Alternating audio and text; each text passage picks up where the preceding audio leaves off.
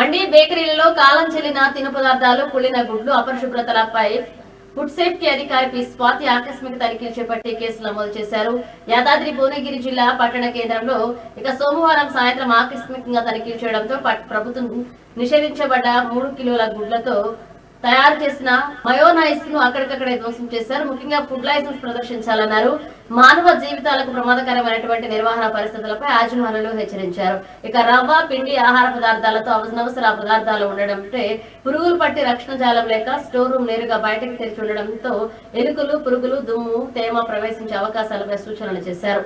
ఆహార పదార్థాలను నేలపై నేరుగా నిల్వ చేయడం వల్ల వంటగదిలో మూతలు లేకుండా డస్ట్బిన్లు, ఫ్రిడ్జ్లలో నిల్వ ఉంచిన 6 కిలోల చికెన్ గుర్తించారు. బేకరీలో కాలం చెల్లిన బకెట్లో నిల్వ ఉంచిన 20 కిలోల క్రీమ్ అక్కడికక్కడే ధ్వంసం చేసి హోటల్ యాజమాన్యానికి నోటీసులు ఇచ్చారు.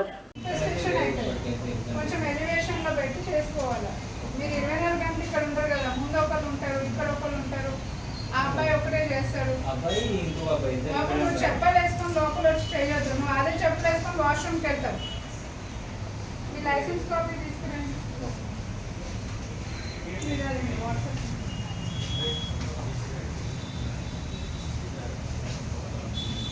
బాక్స్ బాగా తీసి వేరే దాంట్లో పెట్టే డబ్బా పడేసి బన్స్ తీసేసి బ్రెడ్ వరకు ఓపెన్ చేసి అందులో వేసి లేదంటే అది శాంపుల్ తీసుకో. ఎన్ఎఫ్టీ తీసుకో, లేబుల్ సైన్ చేసుకో. ఎగ్స్ వేసినావా బాబు? ఫోటో తీసినారా? ఫ్రిడ్జ్లో ఎందుకు పెట్టినా మరి ఈరోజు అయితే మీ టైం వచ్చినప్పుడు దొరుకుతారు. 180 కిలోలు డిస్కార్డ్ చేసిన చికెన్.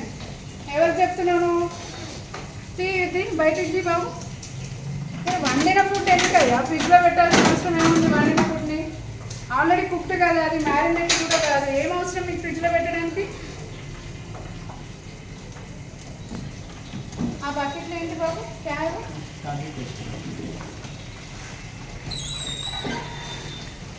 ప్లాస్టిక్ బకెట్లో ఎందుకు పెడుతున్నారు? స్టీల్ కంటైనర్స్ తెచ్చుకోలేరా? స్టీల్ కంటైనర్స్ తెచ్చుకోలేరా? ఇప్పుడు సంతకం నువ్వే వేస్తావు, దీంట్లో నువ్వే కేసులో ఇరుక్కుంటావు. నీకే ఇబ్బంది అవుతుంది. నాకేం సంబంధం లేదని అనుకుంటే కాదు కదా. ఏదో ఒకటి చెప్పాలా. నువ్వు ఇక్కడ మేనేజర్ అన్నప్పుడు నువ్వు రెస్పాన్సిబిలిటీ తీసుకోవా? అందులో ప్లాస్టిక్ బకెట్స్ ఫోటో తీసుకో. చూడలేదు. ఈ 2 డిస్కార్డ్ చేసి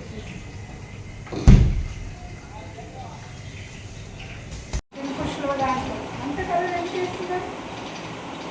లిమిటెడ్గా కొంచెం వేయాలా. మీరు అది వేస్తే వాళ్ళ క్యాన్సర్ వచ్చి పక్కన పెట్టి శాంపుల్ లేకపోతే నువ్వు చేసుకుంటావు. క్రిమినల్ కేసు అయితే ఎదురు పోతుంది కదా. 10 సంవత్సరాలు తిరగాలి. నువ్వు మళ్ళీ బెంగళూరు కూడా పోవు. అట్లయితే ఇప్పుడు ఓన్లీ నువ్వు చేసి దగ్గరికి వచ్చినావు. పెనాల్టీకి 4 సార్లు తిరిగినావు. అది వస్తే క్రిమినల్ కేసు అవుతుంది. 10 సార్లు కోర్టు బిల్లు వస్తున్నారు. ఇదేం బాబు? క్యా హై?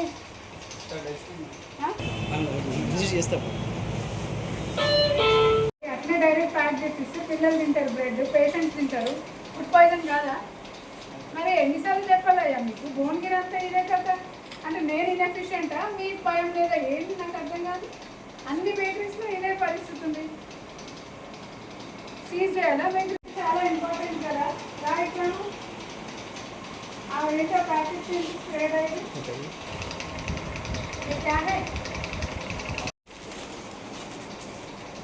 ఎంతమంది ఉన్నారు వర్కర్స్ ఇప్పుడు? అందరికి హెయిర్ క్యాప్స్, గ్లౌజ్ ఉన్నాయా? ఏది ఒకరు వేసుకోలేదు కదా. అయితే కలిపి బ్రెడ్ తయారు కాదు. ఫోన్ రాజురాబా పైలే బ్రెడ్ అయిపోయినాయండి. ఇప్పుడు వచ్చినప్పుడు అయిపోయినాయి. రోజు ఇదే కదా పరిస్థితి. ఇది